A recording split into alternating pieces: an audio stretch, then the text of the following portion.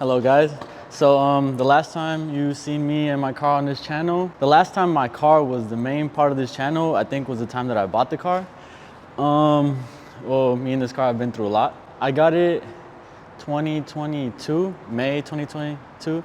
And then around the end of the year, I started driving it a lot more. I started dailying it. Because I have two cars. I put the Benz to the side, started driving the RX7 like pretty much every day. The car still pretty much looks the same. The only thing that I changed was the wheels. Got a new seat, steering wheel, did a bunch of like little maintenance things here and there, except for the headlights. Everybody was bugging me about the headlights. That never got done.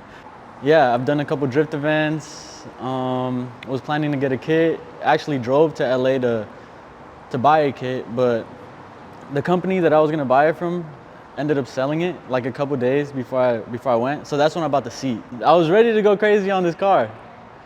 And then someone else decided to go crazy on my car, if you would like to. That's so crazy. Walk us through what happened. So for all the Bay Area natives, locals, I was going home.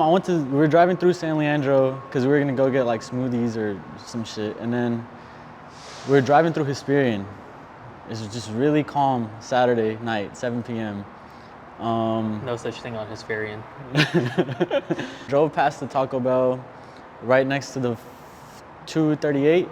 And as soon as you go under the underpass, Tacos El Gordo is on the right? So it's light traffic, me, a blue M2, and then like a car behind the blue M2.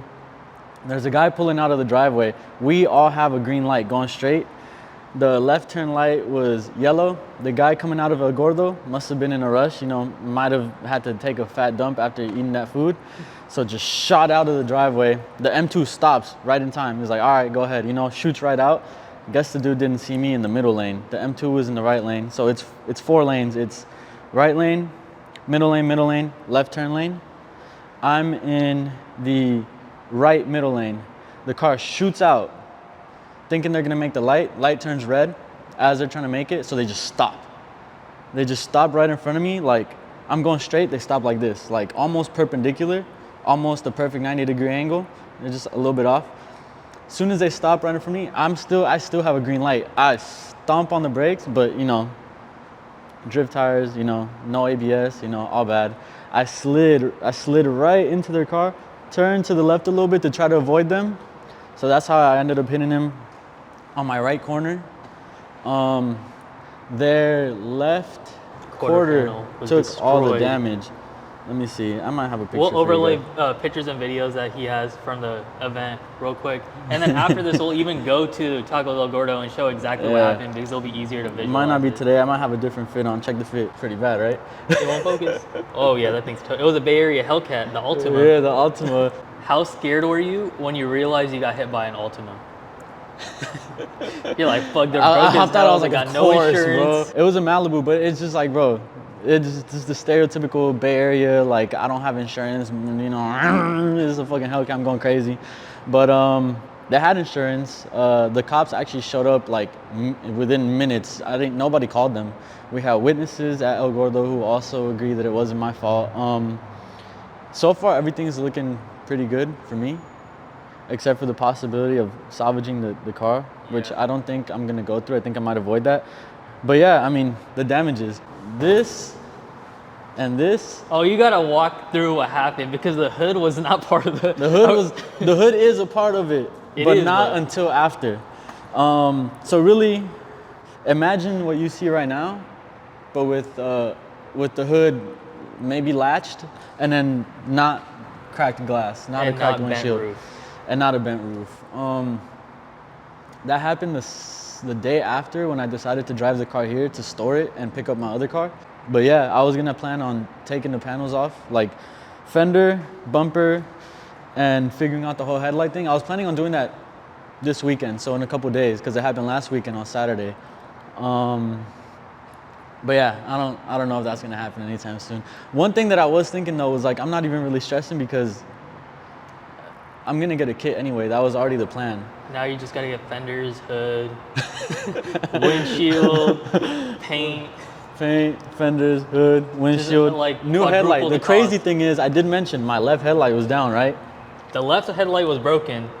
Now the right headlight's Now broken. the right headlight's broken. Still kind of processing what's going on.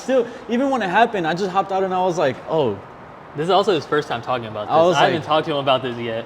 Yeah, I haven't really told anybody about it. Like, people are still finding out. I'm still sending people pictures. Like, they're like, oh, you know, are you coming here? Or like, when you getting the kit? And I'm just like, oh, you know, this is what my car looks like right now.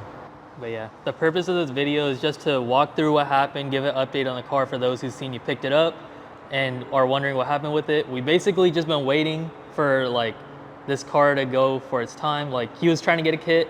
As you guys heard, it didn't work out, but I don't know. We're not sure what we're gonna do with this yet. We gotta see what insurance says. Ulices is adamant about not getting it salvaged because it is still a 1 of 100 GTUS.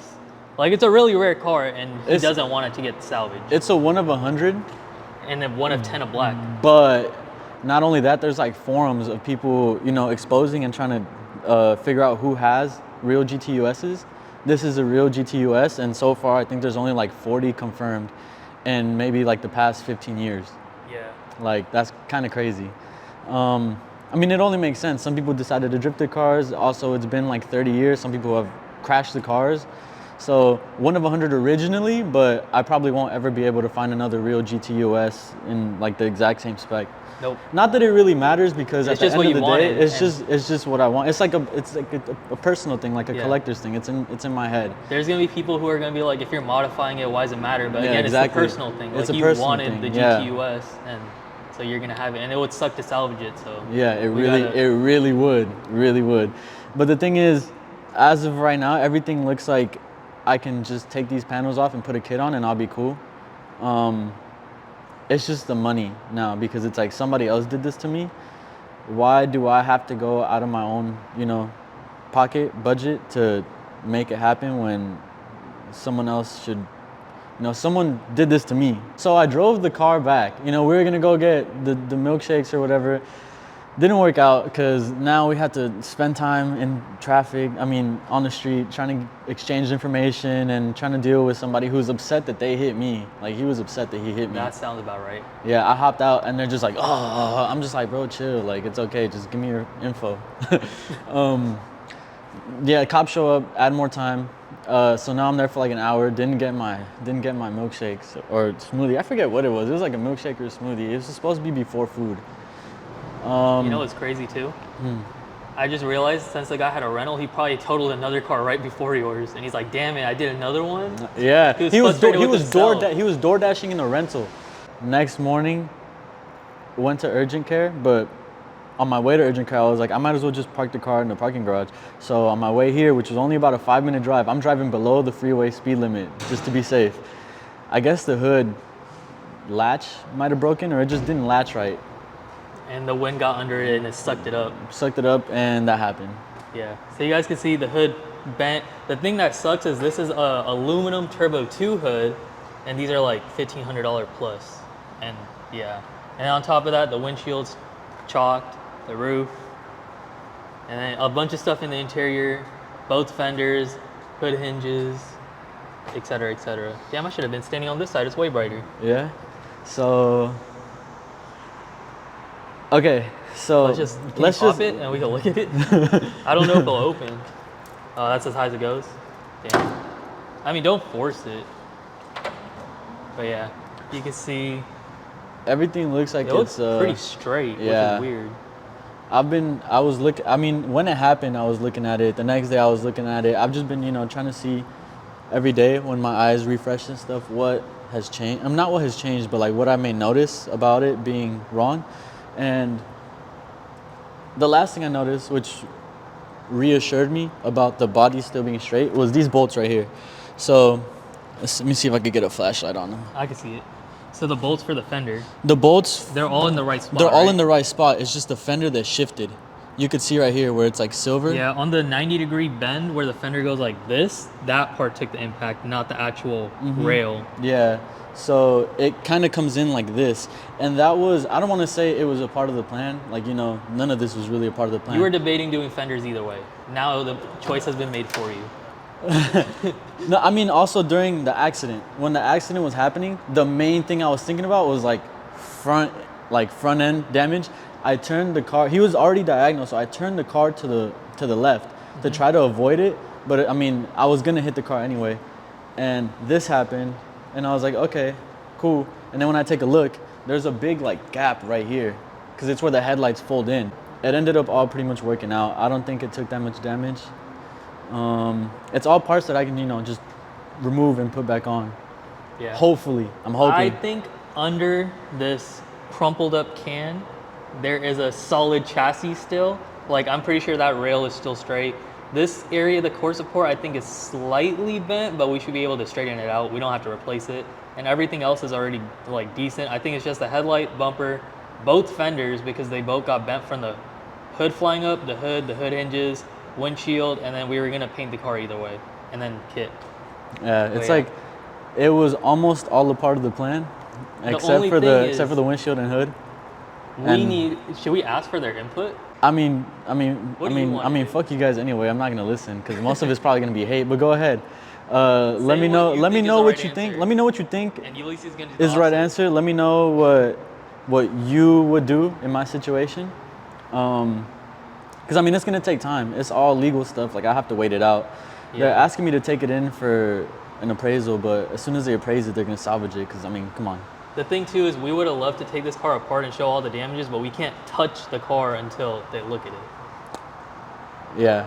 So we're in limbo just like you guys. Yeah, in limbo. This is also interesting because like so much, oh yeah, the fender hits the door now.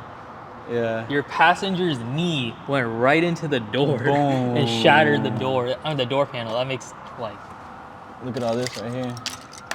Yup. It's a bunch of stuff. Here's a better look at the roof. It has a little bit of cellulite, but it's okay. I know there's going to be a lot of people saying this is a really long talking clip, but the purpose of this is to document exactly what it's like to go through the situation. So if you have a car that's also like kind of difficult to get, a rare car, this is what you're going to be going through if anything ever happens, unfortunately. It's just part of it. Yeah.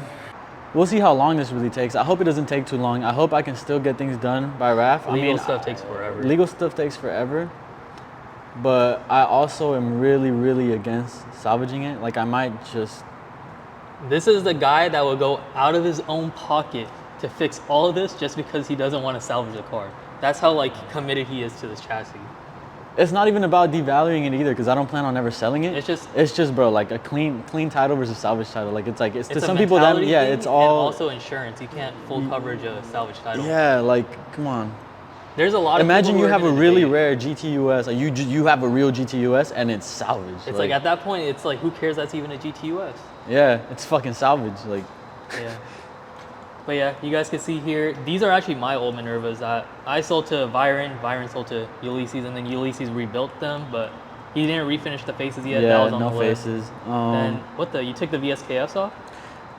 Yeah, so these had more like tread on them. You can see here his seat that he got. What seat is this? It's a Z3. Baller. And then you have a quick release with the Nardi, which, hold up. I don't know if I could grab. There we go.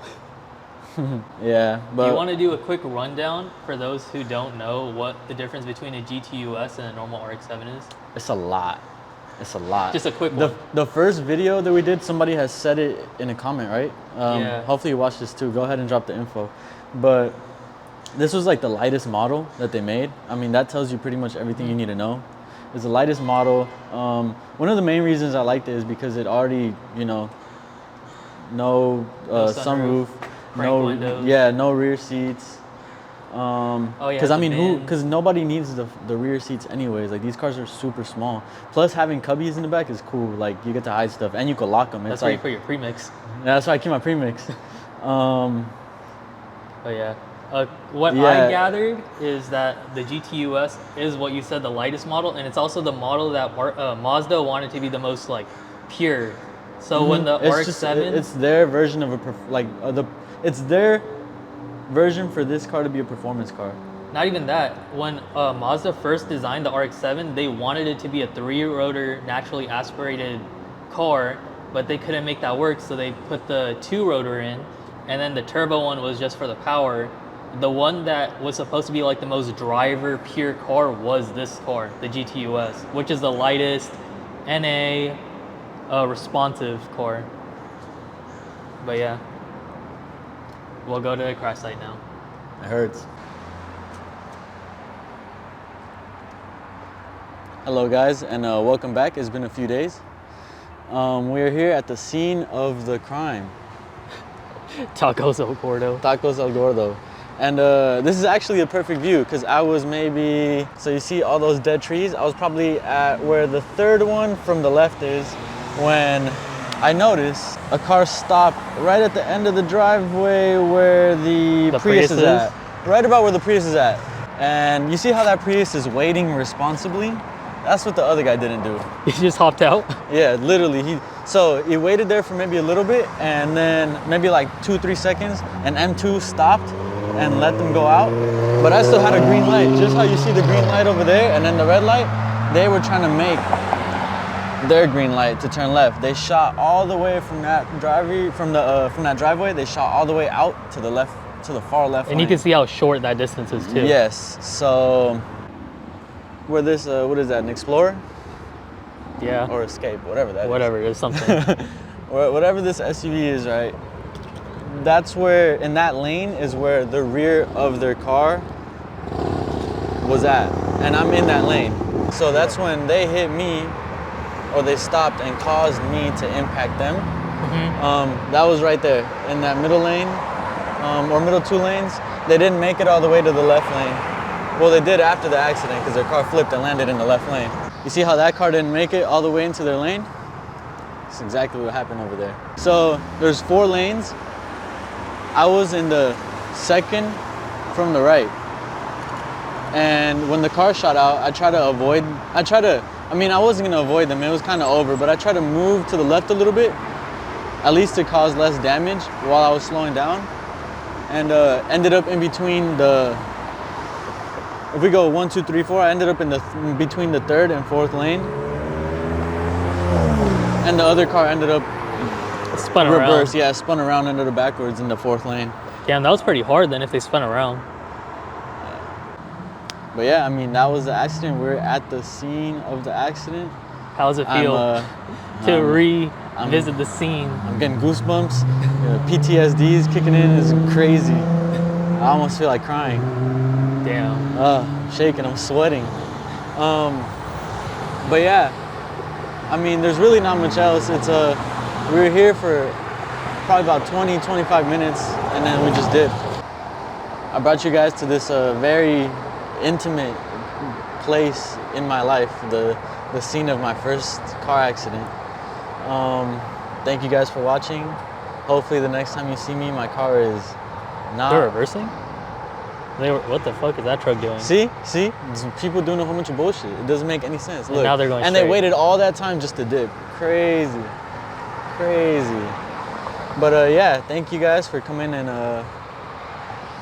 coming back with me to the scene of the... I can't even talk. I'm so sad. It's so bad. But yeah, brought you guys to this very intimate place, the scene of my first car accident. Thank you guys for watching. Hopefully the next time you guys see me, I will have my car back. Yeah, it probably won't be for a while because of all the legal stuff. So yeah, a lot of legal stuff. You guys are going to be waiting for a bit, but we will eventually get back to working on his car, and we'll get the kit, fenders, hood, and we'll start just I'm supposed to at it. least get it appraised this week, so hopefully if they show me some dollars, I'll get a kit and we could get to work. But it just depends on the legal stuff too. Yeah, the cases have to close, it's a lot more than just insurance stuff too. Yeah. But yeah, I mean, it'll be back eventually. Stay tuned. Stay tuned.